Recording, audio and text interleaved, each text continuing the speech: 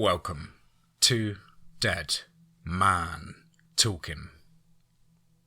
Tonight's story is the next installment on the incredible mind of REEzilla2005 over on Reddit, No Sleep. This is the sequel to the I'm a Search and Rescue storyline that I'm sure you guys can sink your teeth into. Of course, as ever, please do let us know what you thought down below in the comments box. Please do like and share. It really does help build the channel and our community further. And why not hashtag Team Fear and DMT's Cryptid Crew. And so, with that aside, let's get into tonight's story. Entitled, I Became a Monster. Part 3. Let's get straight into that. I slammed against the door to Jack's apartment, begging him to let me in. What did I just do? Why did I do it? I had these questions that I knew he would have answers to. Please, let me in, I yelled, falling to my knees as the voice in my head mocked me. You need to know something, Samuel, the voice said cheerfully. I need to take you to the beginning of all of this. In the woods with Jack 30 years ago, the voice said again. Automatically, I was transported to a dense forest in the autumn. I looked around and saw two men laughing with a 12-year-old boy running along with them. What is this? I asked. Jack, his father and grandfather. Why are you showing me this? Let me watch my favorite part of this memory. There was a creature hiding in the bushes, calling out to the younger man. The man walked over and was promptly torn apart. The older man told the kid to run while he loaded an incendiary bullet into his rifle and shot the creature in the arm, causing it to scream in pain. Wade grabbed him by the throat and threw him into a tree.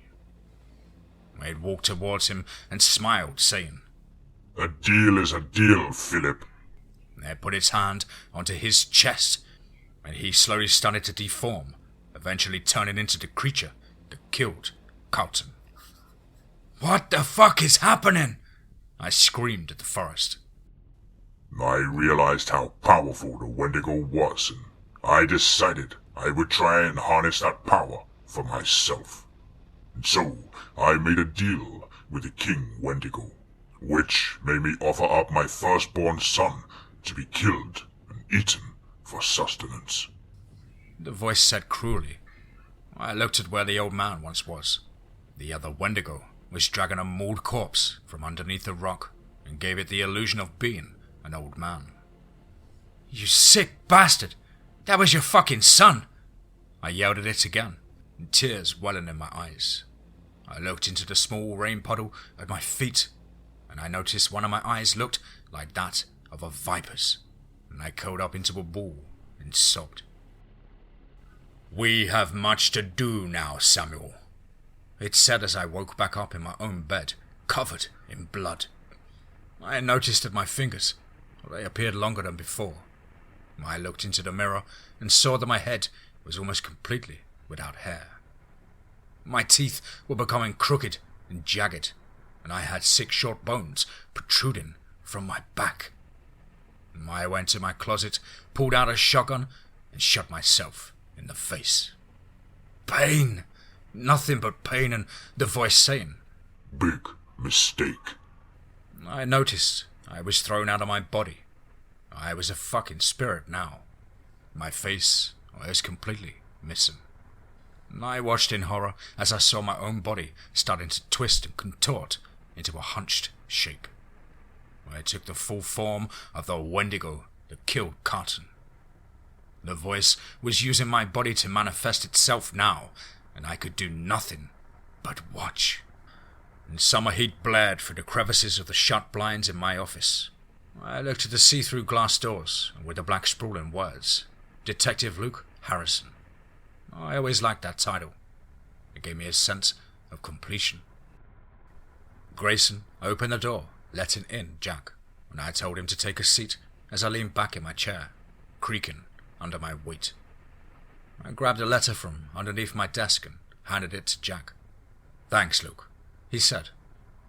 He looked at the plaque on my desk and then stood up and started to walk out of the room. He turned back to me and asked, "By the way, have you seen Kobe? I can't reach him at all, and the last call he sounded scared of something," he said, looking down at the polished floor tiles. "No, but I'll keep you notified if I come in contact with him," I replied, closing the open filing cabinet. I pulled the envelope from. Brandon burst through the doors, almost cracking the glass. The force was that strong. "Fuck!" I exclaimed. He slammed several photos on the table, along with a piece of flesh in a baggie. "What the fuck is this? Why is it on my desk?" I asked, mortified at a heap of flesh in the baggie. "We found it in the woods, next to a burnt-down cabin. And first of all, why the fuck were you at a cabin? And second of all, what the fuck is this?" "Oh, that's the thing. We already went to the specialist and he said, well, it's nothing he saw before. It's like this melted off of something's bones. Do you know how crazy you sound? Yeah, but this, it isn't an animal, and it isn't human. So that must make you wonder what the hell it is," Brandon said, grabbing some more pictures from his pocket and spreading them across my desk. The pictures revealed a hunched dark figure next to a white figure with massive antlers on its head. The pictures were dated back to 1976. I laughed when I looked at them. "This piece of flesh, it matches up to that white one right there. We know this because the skin at the top of its flesh is pure white. The scanning shows that it's not relatable to any other kind of animal recorded in that forest. It's most definitely this ugly motherfucker right here," he said, smiling. I looked at him with a glint of curiosity in my eyes. If this were a Wendigo of some sort, which I highly doubted, then the world would go nuts. I decided we would investigate this outside of the law to prevent mass panic. I nodded to Brandon. "Get Riggy to come with us. He's the expert on this supernatural shit," I said to him. He nodded and then collected the baggie and put it in a green plastic thermos with a purple triceratops on the front of it. Sorry. I had to use my son's thermos to get this past the front doors." "Alright. Just meet me at the Emerald Lake at 10 p.m. sharp. You hear me?" He nodded and then walked out of the room. I looked over the photos on the desk. They were all labelled with specific dates and times over the 70s and late 80s. They were all taken around the area around the lake, so I thought this would be a place to find out, once and for all, to prove the myth was real.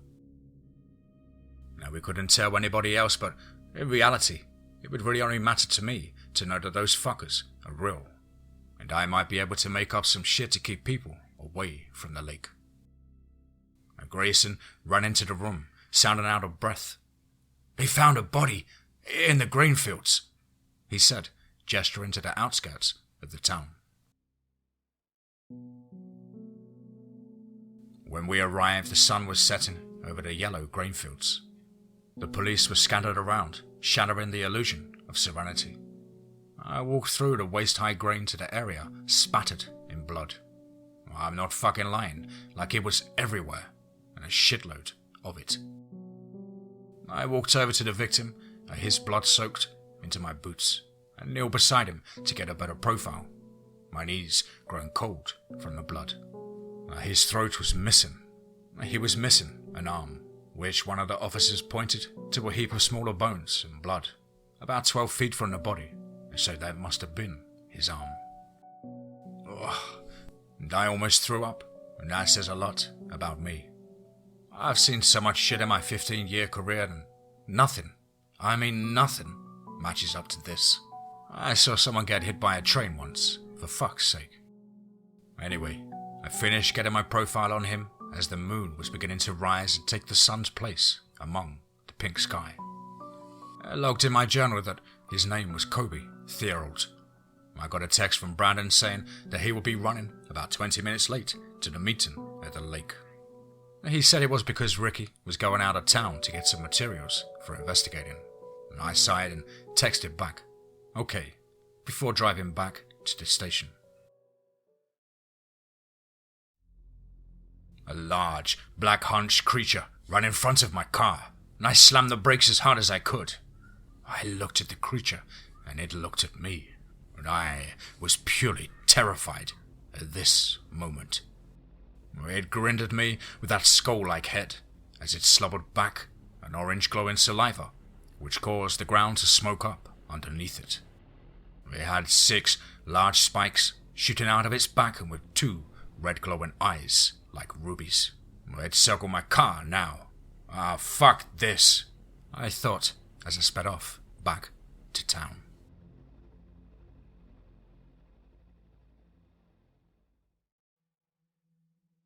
I became a monster. Help. The finale. Let's get straight into that. I ran back into my house and slammed the door shut behind me, panicked. I sat on the couch and tried to dial Ricky, but my hands were too shaky to press his name. When I sighed, I turned on the TV to try and calm my nerves. It was just a fucked up bear, I thought doubtfully. Something I knew I had to do was to go meet Brandon and Ricky at the lake. I had to know once and for all if what I saw was just some mutated bear or some kind of variant of Wendigo. I walked up to the fridge and pulled out a can of beer. I know that people say I have a drinking problem, and I acknowledge it, but in reality, I secretly love it. I chugged it down and laid back in my living room recliner, next to several empty bottles of whiskey and crushed beer cans. Ever since Lucy left me, I was never able to recover emotionally. I guess either way this night turns out, I don't care. I looked towards my trench coat that was sitting on a heap of dirty laundry. I went over, sniffed it, and then put it on. I took a cigarette and lit it over the food-crusted sinks. I got a notification from my phone. 9:45 p.m. It was time to head out to meet the other guys. I took my pistol from the metal case on the counter and took 2 extra clips. I grabbed a large can of bear mace too, along with a taser. I went to the door and then looked back at my mess of a house, closed my eyes, and then left for the parking lot. I looked at the silver moon shining over the houses, sprinkled across the countryside as I drove to the lake. I looked at my phone to see that I got another text from Brandon saying that Ricky got his equipment from his guy and that they were 15 minutes away. I was 20, but I thought they could have waited for another 5 minutes for the guy he tried to convince to get him to join him in his search. I looked at the gravel pathway that led to another pickup truck caked in dust. I saw Brandon and Ricky looking at me from the tree line. They waved to me as they started unloading large amounts of equipment from the back. They unloaded a large tripod and a cattle prod, and Ricky handed it to Brandon. He handed me a flash beacon and a fire starter. He himself grabbed 3 large tents and carried them under his arms. Ricky also grabbed a massive steel case and handed it to me, and I followed behind Brandon as we walked deep into the surrounding forest. The lake was still as we walked to the rocky shore to set up the tents, while Ricky set up the camera and equipment, and I unlocked the metal case which contained 3 flare guns and a large sniper rifle. I loaded up one of the flare guns and put it to one of the pockets of my trench coat. Ricky walked up next to me and grabbed the flare gun while Brandon grabbed the sniper rifle. I walked over to a large rock which looked over the lake. Brandon took a light and started to walk around the shoreline, while Ricky took out a crystal and started to rub it along the tall spruce trees. I heard screaming from Brandon. I ran to him to see that there was a mutilated hiker hanging from a tree, from his own intestines. I turned over onto my knees and began to vomit. Ricky ran over and he fell onto the pebbles and started to crawl back. I took out my phone to call the police, but Brandon grabbed it out of my hand and pointed towards the tree line. "He's watching us," he said underneath his breath. I looked towards where he was pointing to see 2 glinting red eyes staring at us from across the shoreline. I stood completely still, whispered to Brandon, barely moving my mouth. "Walk slowly to the truck. We are getting the hell out of here." He nodded and started to carefully walk back as I walked slowly in front of him to cover the movement. The eyes started to move as it started to retreat into the forest, and I turned to look back at Brandon's progress, but he was gone. I started to panic now as I turned on my flash beacon to see a large dark creature hanging above the body in the trees. It looked at me with a rage in its eyes as it started to crawl down the tree. I was completely frozen with fear as it reached the ground, and that's when I realized it was the same creature as earlier. I drew back with a screech as Ricky shot a flare into his chest. It scratched me in the face as I turned to Ricky, and it charged towards him. Brandon ran back with the sniper rifle and shot a hole into the side of the creature's head. It turned towards him and snarled. "I'm not stupid, but it appears that you underestimate my intelligence," it said in a deep, gravelly voice. "My name is Philip McPhee. Well, I mean this body was Samuel Monroe, but it's me who's in control," it said, giggling to itself. I turned towards Brandon and gestured towards the truck. He bolted to the truck, but the thing covered the ground between them, and what followed were horrifying screams and the tearing of flesh. His jaw fell at my feet. His ribcage fell at Ricky's feet, who stared completely in terror. The creature was licking Brandon's blood off of the damp pebbles, while I was completely frozen in horror. Once it finished his meal, which was once my friend, it got up onto its hind legs and wrenched bits and pieces of clothing and a shoe. "You must forgive my savageness, as I have not eaten for a few days now. You know, I had a hard time lately with killing my own grandson and all. I think you know Jack. He was in your office earlier that day." I looked down at the ground in even more sorrow as I dropped to my knees and put my hands over my head. "I killed him after we met at your car, actually. I was on my way then when I came across your car," he said, and I grabbed my handgun from my trench coat and shot his eyes out. He screamed in pain as he covered his eyes with his two front limbs. I gestured to Ricky to get to the fucking truck. He slowly shook his head and pointed behind me. There were hundreds of red glowing eyes in the forest, and they were all getting closer. Ricky stood in front of me as the first of those creatures barreled down on him, ripping him to shreds. I ran to a cave as the one who was a man named Philip blindly groped the air looking for me. They followed me through the passages of the cave, and I was just nearly avoiding them until I came to a small alcove in the cave. I decided that this was my best chance to survive against them, and I shimmied myself through it. I found a small underground recess and with a large pool of water that led into the lake outside. I thought about it, but then saw the creatures breaking apart the narrow opening. I had made my choice and jumped into the pool of water. I led back outside onto the shoreline, and I made a beeline for the car. I slammed the door shut and started the car and began to drive away from the scene. And when I got onto the main road, they decided not to follow me. And I was so grateful I was able to escape until I heard a growling noise behind me.